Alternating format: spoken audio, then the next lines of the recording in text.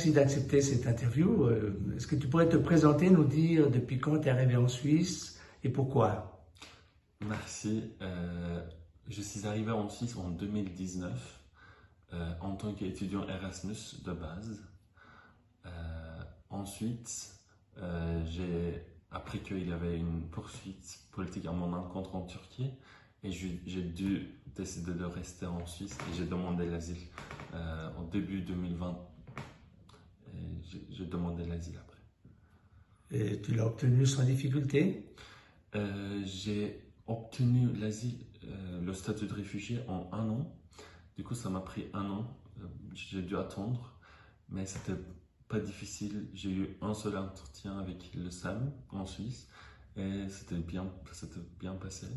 Et par rapport à l'intégration de la société, aux études, quelles sont les plus grandes difficultés? Pour moi, heureusement, je parlais toujours français. Du coup, pour moi, beaucoup de choses étaient beaucoup plus simples que les autres. Dans mon cas, j'ai eu très peu de difficultés, ce que je peux dire. Mais j'ai beaucoup d'amis qui sont aussi dans la même situation que moi, juste ils ne parlent pas de français. Et dans leur cas, je vois que la barrière de langue est la barrière la plus grande. Mais je dirais que, surtout au niveau local à Genève, les moyens pour le français, pour les réfugiés, sont très très riches. Et on est vraiment bien soutenu par les autorités. Je dirais que pour un Turc à Genève, pour un Turc en général, les Turcs ici à Genève, les réfugiés sont déjà bien éduqués, ils ont fait des études. Du coup, pour eux, il n'y a eu pas de grande difficulté. Et au niveau de l'intégration sociale?